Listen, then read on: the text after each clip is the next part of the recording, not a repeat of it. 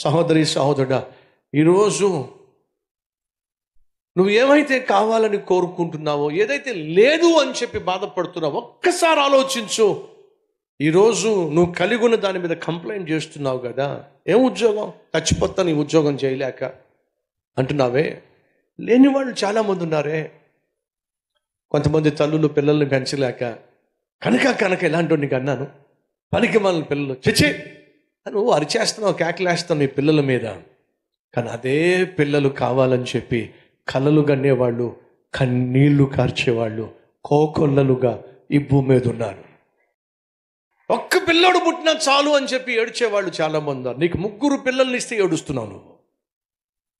ఒకసారి ఆలోచించు. దేవుడు నీకేవైతే ఇచ్చాడో దానిని ప్రేమించు.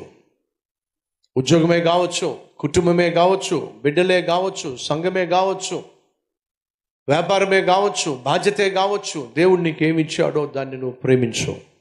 ఇచ్చిన దాన్ని నమ్మకంగా బాధ్యత నిర్వర్తించు. నమ్మకంగా ఇచ్చిన పనిని ప్రేమించి బాధ్యతను నిర్వర్తించే వారికే దేవుడు మరింత విలువైన బాధ్యతలు ఇస్తాడు అనే వాస్తవాన్ని మర్చిపోకండి. మనస్సు ఆశలు కలిగి తిరుగులాడుట కంటే కళ్ళ ముందు ఉన్నదాన్ని అనుభవించుట మేలు. దేవుడు నీకు ఇచ్చిన దాన్ని మనస్ఫూర్తిగా ఆస్వాదించు, ఆనందించు, అనుభవించు.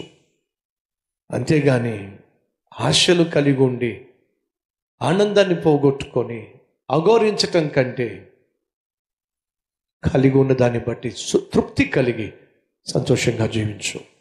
అదే సమయంలో మర్చిపోవద్దు, నీకు దేవుడు చిన్న ఉద్యోగం ఇచ్చి ఉండొచ్చు, అందులో నమ్మకంగా జీవించు, యథార్థంగా జీవించు. చిన్న పరిచర్య దేవుడు నీకు ఇచ్చి ఉండొచ్చు, అందులో నమ్మకంగా జీవించు. నమ్మకస్తులనే నా దేవుడు దీవిస్తాడు, హెచ్చిస్తాడు, ఉన్నత స్థితికి తీసుకెళ్తాడు.